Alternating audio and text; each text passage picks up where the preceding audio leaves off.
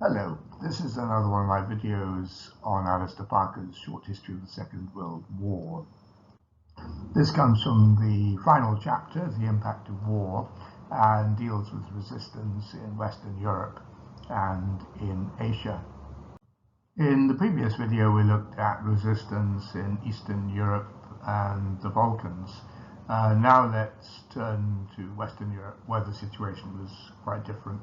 Here the German occupation troops generally, not always, behaved with comparative tact compared with what they were doing in the East and in the Balkans. And indeed the private conduct of individual German soldiers was generally more disciplined and less riotous than that of some of their eventual liberators. Initially, few people in Western Europe joined any of the resistance movements, and more commonly people muttered in corners, listened secretly to the BBC radio from London, and made modestly defiant signs, such as chalking slogans on walls. Some active resistance was sparked by the persecution of Jews, notably in the Netherlands during the strike of February 1941. Now let's turn to the particular resistance movement in France.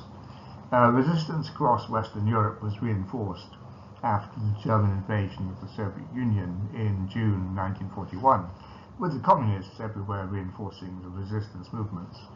This was particularly true in France. Resistance was also increased by the ending of the unoccupied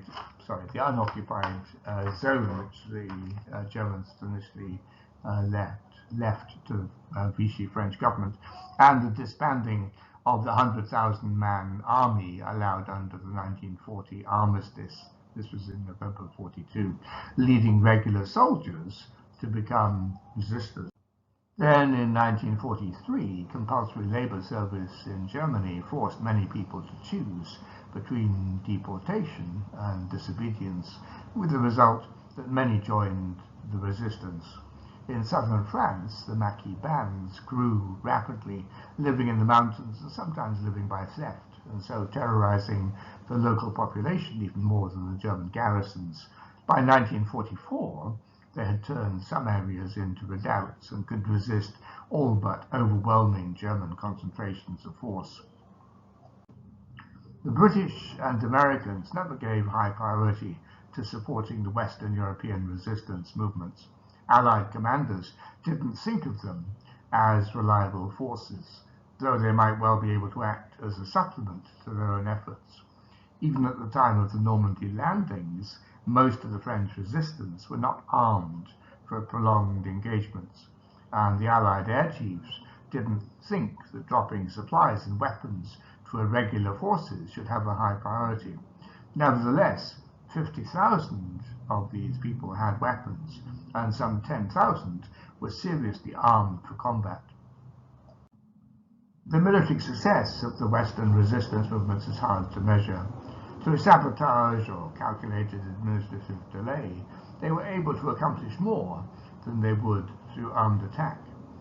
In both Belgium and France, the resistance were able to supplement Allied bombing of the German-controlled railway network effectively, so as to hamper any German counterattack on the Allied landings in Normandy.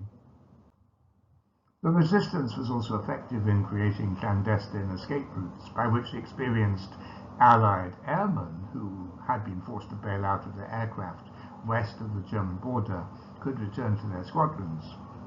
These had a 50-50 chance of evading German capture. In Italy, resistance movements grew up in the north after 1943, stimulated by the harsh German occupation imposed after the Italian government had signed an armistice with the Allies and in opposition to the fascists of Mussolini's Savo Republic, established by the Germans. In May 1944, the British General Harold Alexander stated publicly that the Italian resistance kept as many as a quarter of the German divisions in Italy busy, though he may have been exaggerating in order to encourage them.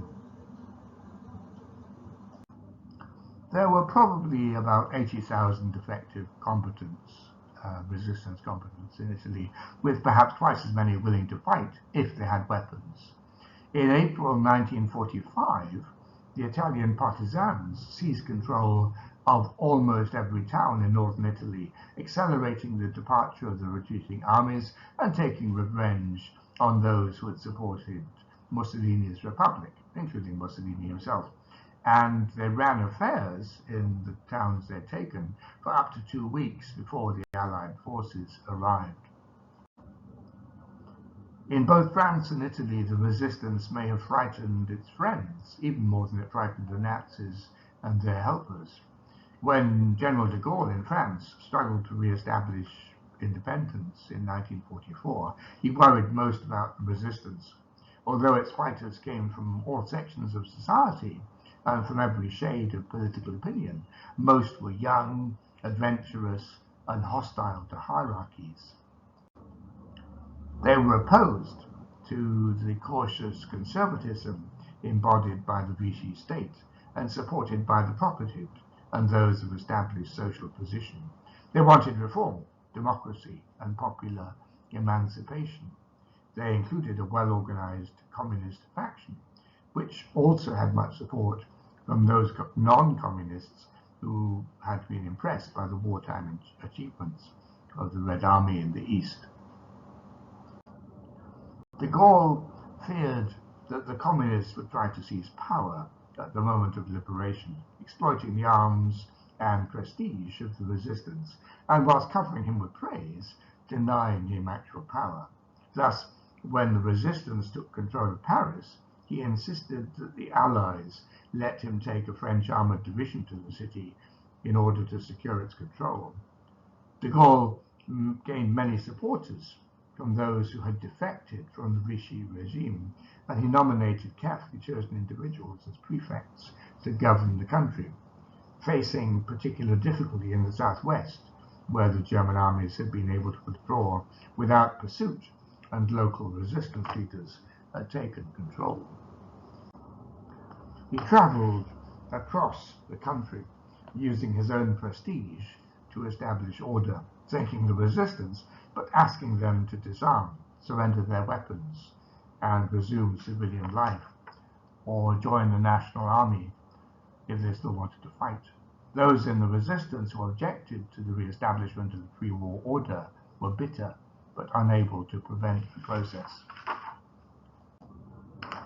There was also a process of purification, particularly in those areas dominated by the resistance, in which those accused of collaboration with the Germans were punished, leading to the killing of perhaps 10,000 to 20,000 people. Whilst many of those accused were genuinely guilty, the improvised trials were sometimes a travesty motivated by local vindictiveness. This is a photograph of French women accused of collaborating with the Germans, probably by having German boyfriends, being publicly humiliated after the liberation of France, hair shaved and half-dressed, forced to walk through the streets. The Italian resistance. In Italy, the communists were also the leading element in the resistance, and both the Italian army and the British Foreign Office and the Allied military thought that they would seek to take power, with the examples of the communists in Greece and Tito's newly emerging Yugoslav state seeming to provide confirmation. Actually, it was the resistance in general, not just the communists, who aspired to establish a parliamentary democratic republic in Italy. Briefly, in the interval between the German retreat and the Allied occupation of northern Italy, it was the resistance who took control, surprising many with the efficiency of their administration. They also took revenge on fascists and suspected fascists, killing 10,000 people or so. The taking of power by Allied-approved nominees of the more conservative government in Rome was resented by many in the resistance, but welcomed by local businessmen and conservatives. Now let's turn to Asia. In Southeast Asia, national resistance movements were not necessarily any more hostile to the Japanese than to the British, Dutch, and French colonial regimes which had preceded them. In both British Burma and the Dutch East Indies, the Japanese had encouraged local nationalists and even helped them to build up their own patriotic militias although this backfired in Burma when the nationalists changed sides at the end of the war. By contrast, in Malaya, a communist-led resistance movement developed among the Malayan Chinese, who were brutally persecuted by the Japanese. The British formed an alliance with them, sending arms for their 2,000, 3,000 or so guerrillas via the Southeast Asian Command and the 14th Army. The opinion in London was that their aid in the British reconquest of Malaya outweighed the political risks. However, the war ended before the British invasion was to occur, and by 1948, the Chinese-dominated Malayan Communist Party started a revolt, which took the British 6 years to defeat. The most successful Asian resistance movement was that led by the Chinese Communist Party. The war with Japan enabled it to pose as the most effective expression of both anti-Japanese and anti-European Chinese nationalism, in contrast to the increasingly corrupt and inefficient Kuomintang, with its profiteering leadership clique and its alliances with warlords and bandit chiefs. The war played a major role in weakening the Kuomintang, unable to compromise with the Japanese, but ineffective in its resistance to them because of its internal weaknesses. The Chinese Civil War and the emergence of the People's Republic of China followed. So I'll end there. Many thanks to you for listening, and particular thanks to my patrons for their kind support and encouragement. Without them, I wouldn't be able to make these videos. You're very welcome to support my channel if you so wish. Please do like, comment and share on the videos. It really does help. Subscribe if you want to be notified of future videos. I'll give Patreon and PayPal links in case you want to provide practical support. Next week we'll talk about family life and the role of women. Have a good day.